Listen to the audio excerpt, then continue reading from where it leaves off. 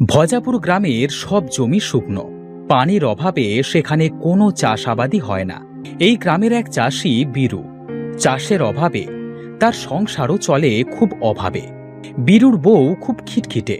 অভাবে সংসার চালাতে গিয়ে সব সময় বীরুর সাথে ঝগড়া ঝামেলায় লেগে থাকে। বলি, ও বউ, চারটে খেতে দেবে নাকি উঠে যাব?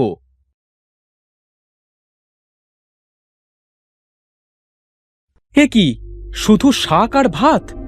বলি, এই শাকটুকু যে কষ্ট করে সেটে সুটে সে তোমাকে গেলাতে পারছি, এইটাই তোমার ভাগ্য।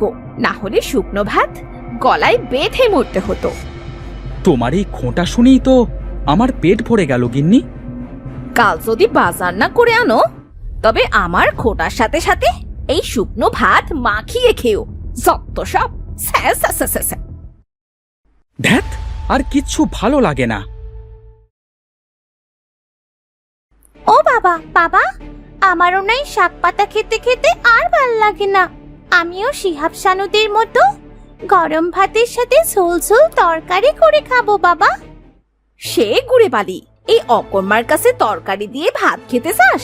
চাস না রে মা, ওর কাছে চাস না। এই দেখো, এক শাক পাতা জোগাড় করে 1000টা কথা শোনানো হয়ে গেল। ঠিক আছে ঠিক আছে, আমি কাল ঠিকই বাজার করে বাড়ি ফিরব।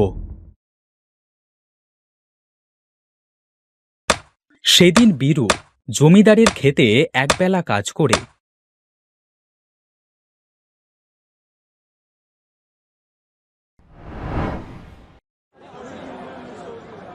সেই টাকা দিয়ে পরের দিন একটা মিষ্টি কুমড়ো কিনে আনলো।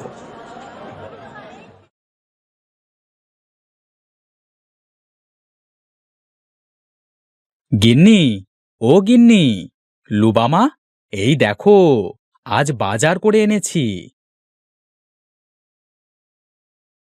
বাহ বাবা, বাবা তুমি কুমড়ো এনেছো বুঝি? মা, তুমি এই কুমড়োটা খুব সুন্দর করে রান্না করো তো, আমি খুব মজা করে খাবো। বীরুর বউ কুমড়ো কেটে রান্না করতে গেল।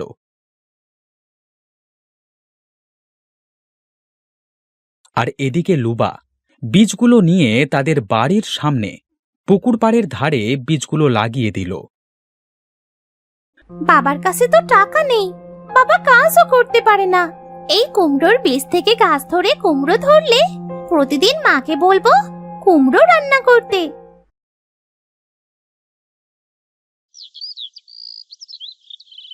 কিছুদিন পরে সেখানে একটি কুমড়ো গাছ বের হলো।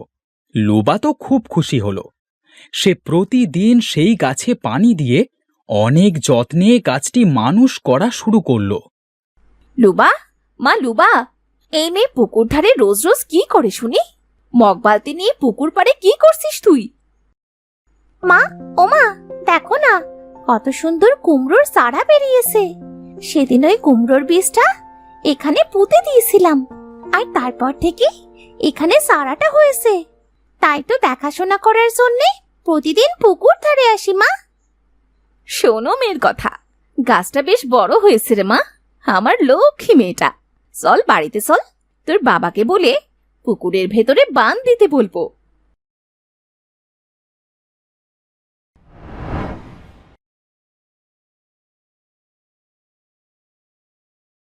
শুনছো? বলি, শুনতে পাচ্ছো? কে কে কে কে? ও, তুমি?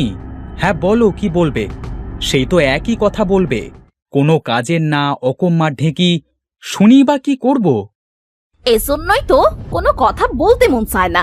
কথা বলার আগেই পেট্রোলটা ধরিয়ে দেবে। বলি, পুকুর পাড়ে লুবা একটা কুমড়ো গাছ লাগিয়েছে। কাল পুকুরে নেমে পুকুরের ওপরে একটা বাঁধ দিয়ে দেবে, কেমন? আরে ধ্যাত, ছোট মানুষ লাগিয়েছে, থাক না, ওতে বান দেবার কি আছে? 2 দিন পরে এমনিতেই ও গাছটি তুলে ফেলবে, তুমি দেখো।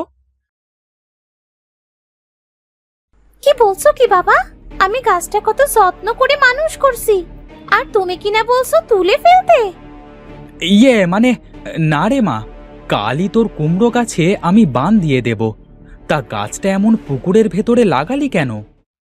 পুকুর পাড়ে গাছটির পর্যাপ্ত পানির অভাব হবে না, তাই পুকুর পাড়ে লাগিয়েছি বাবা।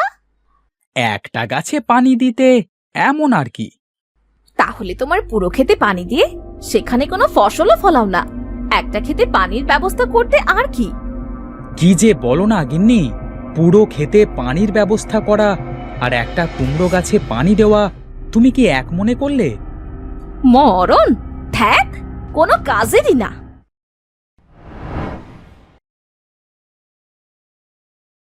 পরের দিন বীরু পুকুরে নেমে ভালোভাবে পুকুরের ওপরে একটা কুমড়োর বাঁধ দিল। দেখতে দেখতে গাছটি বড় হয়ে তাতে কুমড়োর জালি পড়ল। আমার কাছে কুমড়োর জালি পড়েছে, কি মজা কি মজা। মা, ও মা, মা শুনছো গো? দেখো না মা, আমার কুমড়োর গাছে কুমড়ো হয়েছে। আরে আরে আরে, সত্যি তো, কত সুন্দর কুমড়ো হয়েছে আমার মেয়ের কাছে।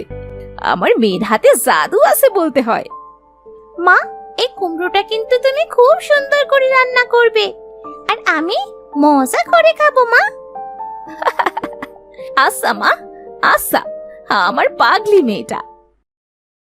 দেখতে দেখতে কুমড়োটা বেশ বড় হয়ে গেল। লুবা রোজ রোজ কুমড়োটাকে দেখতে আসতো। কুমড়োটা এবার খাবার উপযোগী হয়েছে, কাল মাকে বলবো কুমড়োটা রান্না করতে।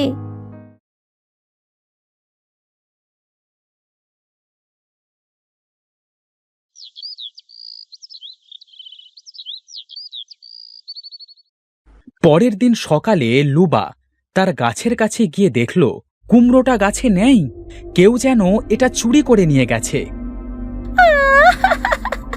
কে করলো আমার সাথে এমন? আমার গাছ থেকে কে চুরি করলো আমার কুমড়োটা? লুবার কান্না দেখে কুমড়োর ফুলে থাকা একটা মৌমাছি এসে লুবাকে বলল, কেঁদো না, কেঁদো না বে, তোমার চোখে পানি মানায় না, তুমি কাঁদলে যে আমি কষ্ট পাবো। কাঁদবো না তো কি করবো মৌমাছি, আমার এত শখের কুমড়োটা কেউ চুরি করে নিয়ে গেল। এটা কোনো ব্যাপার না, আমি তোমাকে এর থেকেও ভালো কুমড়ো দেব, তুমি কেঁদো না বন্ধু। বন্ধু, হ্যাঁ, তোমার লাগানো এই কুমড়ো গাছের ফুল থেকে যে আমি রোজ রোজ অনেক সুস্বাদু মধু পাই, আর এটা আমার বাচ্চারা খুব পছন্দ করে, তাই আমিও তোমাকে সাহায্য করতে চাই। কিন্তু তুমি আমাকে কিভাবে সাহায্য করবে বন্ধু?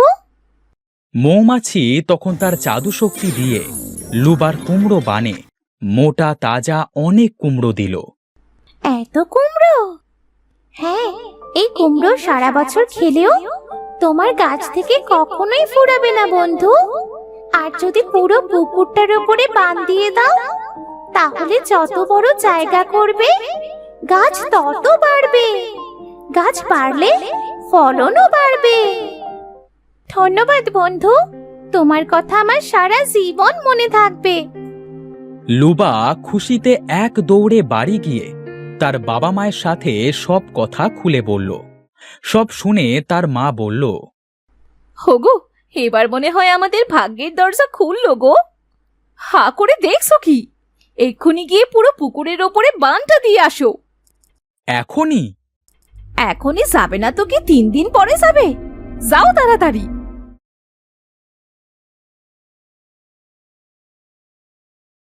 সেদিন বীরু পুরো পুকুর পাড়ের ওপারে বাঁধ দিয়ে বাড়ি ফিরে এলো। পরের দিন তারা পুকুর পাড়ে গিয়ে দেখল গাছটি সারা বানে ছড়িয়ে পড়েছে, আর গাছে অনেক কুমড়ো হয়েছে। ওগো, হা করে দেখছোটা কি? আমাদের তো সত্যি সত্যি এবার কপাল খুলে গেল গো। যাও যাও, এগুলো নিয়ে বাজারে বিক্রি করে এসো।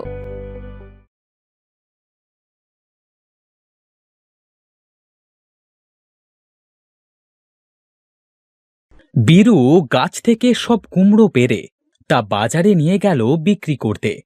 দেখতে দেখতে বীরুর কুমড়ো সব বিক্রি হয়ে গেল।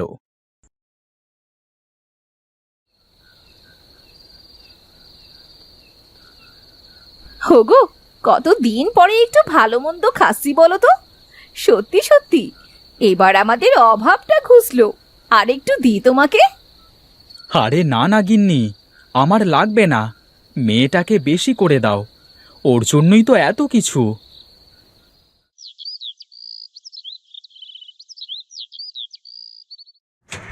পরের দিন সকালে একটা লোক গাড়ি নিয়ে বীরুর বাড়িতে চলে এলো।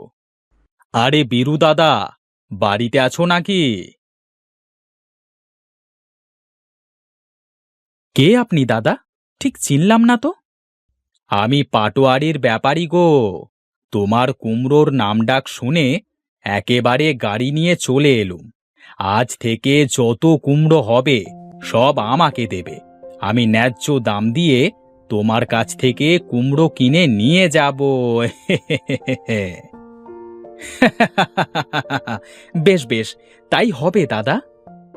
এই নাও আজকে টাকা, আর এটা অগ্রিম। আরে রাখো রাখো, কোনো ব্যাপার না, লাগলে আরো দেব।